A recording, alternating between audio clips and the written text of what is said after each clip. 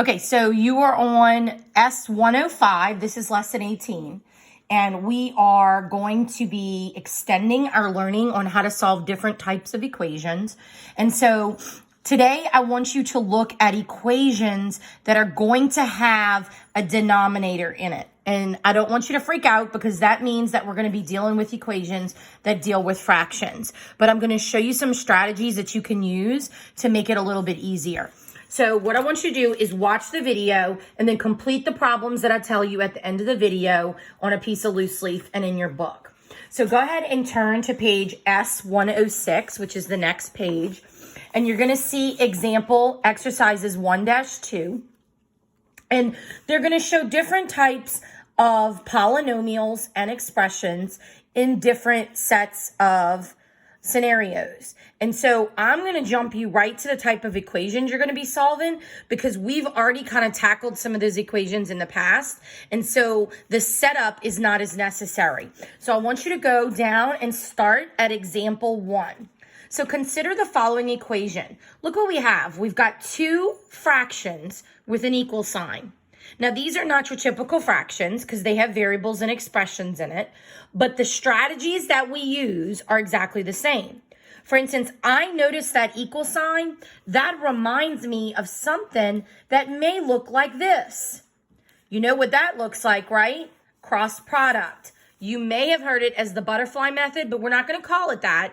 It's a cross product because you're going to cross multiply both of these products and with an equal sign. So if we look at an equation like this, instead of us trying to get rid of the denominator by multiplying both sides by each piece, we can just cross multiply. So that means I would take 1 times x minus 2 equals 3 times x. And now it just becomes a normal equation that we can solve. I do distributive property. And I go ahead and I solve. So I'm going to combine my x's. And then, of course, do the inverse of multiplication. And x equals -1. So let's look at the next example that we have in the book. And if you notice, again, equal sign with two fractions that have denominators.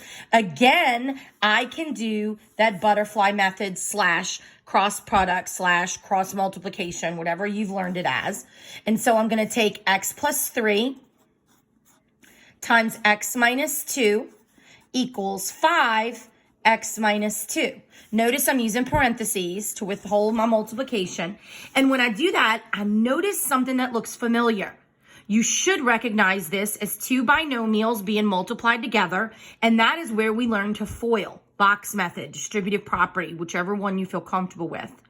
So I'm going to go ahead and I'm going to distribute this so that I can complete and combine my equations. So I'm looking at this and I see, okay, x squared is my first term. Then I have 2x and 3x, which gives me 5x. And then my last term is -6. And then I distribute this. Now I'm going to go in and I'm going to combine terms because I want to get it to the 0. So I'm going to subtract my 5x and add my 10. And I'll be left with x squared. This will cancel. And I will get +4. Now, I look at this. It is not ready to be split because it's not in parentheses. But I noticed that I could easily undo the factoring by creating two parentheses, x and x, 2 and 2. And no, that can't be. Because the plus and the plus, that would give me a 4x in the middle. So I noticed that this does not factor correctly, and they both don't have a common answer. So this would be an empty set. It would be a version of no solution.